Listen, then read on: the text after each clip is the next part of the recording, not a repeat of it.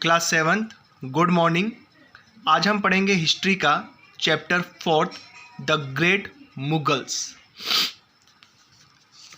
इसके अंदर great Mughals का मतलब क्या हो गया आपका? मुगल साम्राज्य। ठीक है, महान मुगल शासक। इसमें हम पढ़ेंगे कि जो मुगल साम्राज्य है उसका संस्थापक कौन था। ठीक है, और मुगल जो साम्राज्य है वो कब से लेकर कब तक चला और इन्होंने कहाँ कहाँ पर अपना राज्य किया। तो सबसे पहले हम बात करते हैं बाबर की। तो बाबर जो है वो इस मुगल साम्राज्य का संस्थापक था, जिसने 1526 से लेकर 1530 तक राज्य किया। फिर हुमायूं 1530, 1540 एंड 1555 और 1556। फिर अकबर 1556 और 1605। जहांगीर 1605, 1627। शाहजहां 1628 से 1657। औरंगजेब 1658 से लेकर 1707। तो इस तरह से हम ये बोल सकते हैं कि 16वीं शताब्दी से लेकर आपके 17वीं शताब्दी की शुरुआत तक, ठीक है, और 18वीं शताब्दी के समय तक इनका अपना साम्राज्य था। ठीक है, भारत में अर्थात भारतीय महाद्वीप पर इनका साम्राज्य था। अब यहाँ पढ़ते हैं हम लोग, मुगल वर इनहैबिटेंट ऑफ सेंट्रल एशिया। इसका मतलब कि जो मुगल्स थे वो मध्य एशिया के निवासी थे। Attracted by the richness of the Indian subcontinent, they did not limit themselves to trade but came into the capture and rule the Indian subcontinent।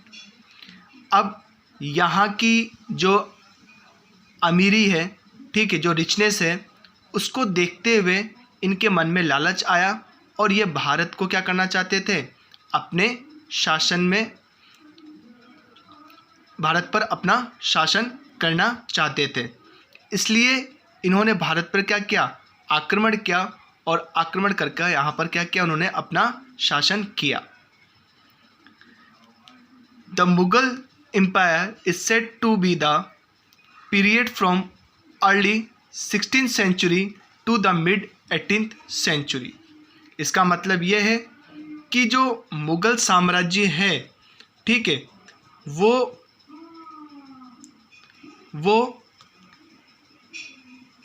कब से लेकर कब तक चला?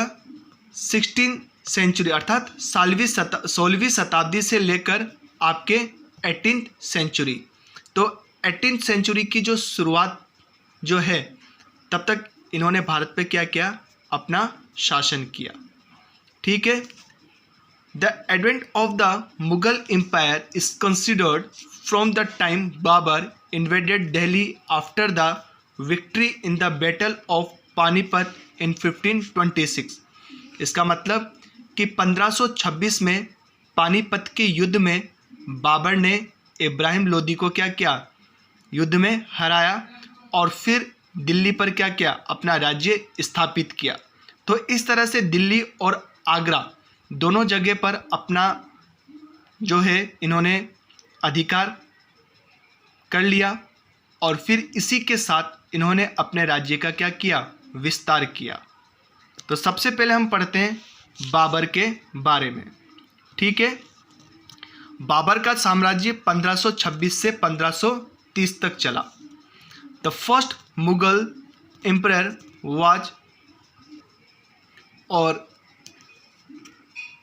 इसका जो नाम था, किसका? बाबर का पूरा नाम क्या था? Zahiruddin Muhammad Babar.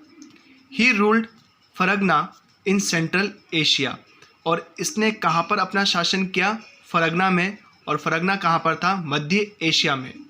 At the time when the Lodi Kings were ruling over the Delhi सल्तनत, और उस समय दिल्ली पर किसका राज्य था? किसका राज्य था? लोदी का, अर्थात इब्राहिम लोदी। तो इब्राहिम लोदी का शासन था कहाँ पर? दिल्ली में। तो दिल्ली का सुल्तान कौन था उस समय? Lodi. Babur was attracted by the immense of wealth of India. तो जो भारत की जो रिचनेस है उसने बाबर को भारत की तरफ क्या किया? आकर्षित किया। From 1590 century onwards he led repeated invasions against Indian kingdoms. ठीक है। और 1519 से इसने क्या ना क्या करना शुरू कर दिया? आक्रमण करना शुरू कर दिया। ठीक है।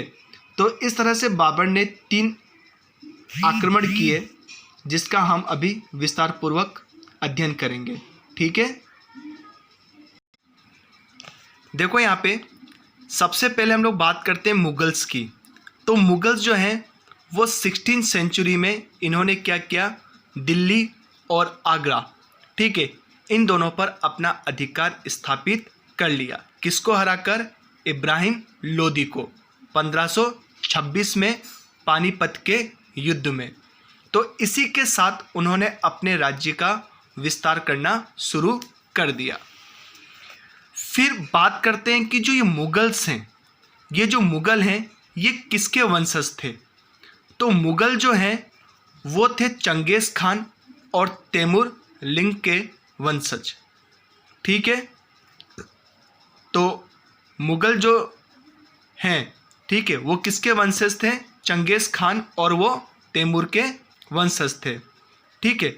तो 2 महान शासक के वंशज थे। कौन? मुगल्स। और वो 2 महान शासक वंशज कौन कौन थे? चंगेज़ खान और तैमूर लिंग। बात समझ में आया? और जो ये मुगल्स थे वो थे मध्य एशिया के निवासी। ठीक है। और इनका जो साम्राज्य था वो 16वीं शताब्दी से लेकर 18वीं शताब्दी तक रहा। इसका मतलब कि मुगल साम्राज्य की जो शुरुआत थी वो 1526 से शुरू हुई। और जो मुगल वंश के संस्थापक थे कौन? बाबर। ठीक है। इन्होंने 17वीं शताब्दी के आखिर में और 18वीं शताब्दी की शुरुआत तक मुगल साम्राज्य जो था वो क्या रहा? स्थापित रहा। अर्थात मुगलों ने 17वीं शताब्दी के आखिरी में और 18वीं शताब्दी के शुरुआत तक यहाँ पर राज्य किया। कहाँ पर?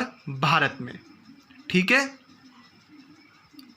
अब बात आती है कि बाबर ने अपने राज्य का विस्तार किस प्रकार किया। तो सबसे पहले हम पढ़ते हैं बाबर के बारे में। तो बाबर ने 1526 से लेकर 1530 तक, ठीक है, तो 1526 में बाबर ने पानीपत के मैदान में इब्राहिम लोदी और उसके समर्थकों को हराया था। ठीक है। फिर 1527 खानवा में राणा संगा और जो राजपूत जो राजा थे और उनके जो समर्थक थे उन्हें हराया।